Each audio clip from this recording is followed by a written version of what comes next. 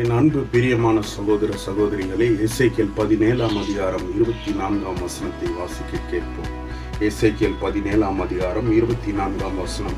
அப்படியே கர்த்தராகிய நான் உயர்ந்த விருட்சத்தை தாழ்த்தி தாழ்ந்த விருட்சத்தை உயர்த்தினேன் என்றும், நான் பச்சையான விருட்சத்தை பட்டுப்போக பண்ணி பட்டுப்போன விருட்சத்தை தழைக்க பண்ணினேன் என்றும் வெளியின் விருட்சங்களுக்கு எல்லாம் தெரிய வரும். கர்த்தராகிய நான் இதை சொன்னேன், இதை நிறைவேற்றினேன் என்று உரைத்தார் என்று சொல் என்றார்.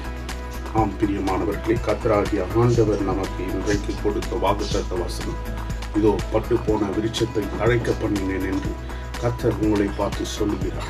எனவே பிரியமானவர்களே, இந்த வார்த்தையின்படி நம்முடைய வாழ்க்கையில் இருக்கிறதான பட்டு போன காரியங்களை இன்று இந்த சத்தத்தை கேட்டுக்கொண்டு இருக்கிறதான உங்களுடைய வாழ்க்கையில் பட்டு போன காரியங்கள், பட்டு போன ஆசீர்வாதங்கள், பட்டு போன எதிர்காலங்கள், பட்டு போன எண்ணங்கள், திட்டங்கள் எல்லாவற்றையும் கர்த்தராகிய தேவன் நிறைவேற்ற வல்லவராயிருக்கிறார். எப்பொழுது பிரியமானவர்கள் கர்த்தருடைய வார்த்தைக்கு கீழ்ப்படியும் போது, கர்த்தருடைய வார்த்தைக்கு செவி கொடுக்கும் பொழுதுதான் பிரியமானவர்களே, அவரை நாம் பிரியப்படுத்தும் போது கர்த்தராகிய தேவன் நம்முடைய வாழ்க்கையில பட்டுப்போன காரியங்களை அவர் தழைக்க பண்ணினேன் என்று சொல்கிறார்.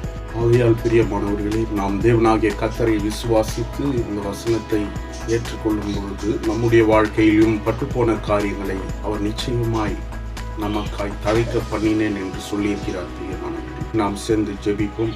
இந்த கர்த்தர் கொடுத்ததான எசேக்கியேல் 17ஆம் அதிகாரம் 24ஆம் வசனத்தின்படி நாம் ஆண்டவரை பிரார்த்திப்போம். பிதாவாகிய தேவனே, குமாரனாகிய இயேசுவே, பரிசுத்த ஆவியானவரே, இந்த வசனத்தை கேட்ட ஒவ்வொருவருடைய வாழ்க்கையிலும் ஆண்டவரே பட்டுப்போன காரியங்களை நீ சொன்னபடி தழைக்க பண்ணுவீர் என்று விசுவாசிக்கிறோம். ஆண்டவரே, எல்லா விதமான காரியங்கள் என்ன தேவைகளோடு இருக்கிறார்களோ அந்த தேவைகள் எல்லாம் தழைக்க பண்ணுவீராக. இயேசு கிறிஸ்துவின் நாமத்தினால் ஜெபிக்கிறேன் ஜீவனுள்ள நல்ல பிதாவே, ஆமென்.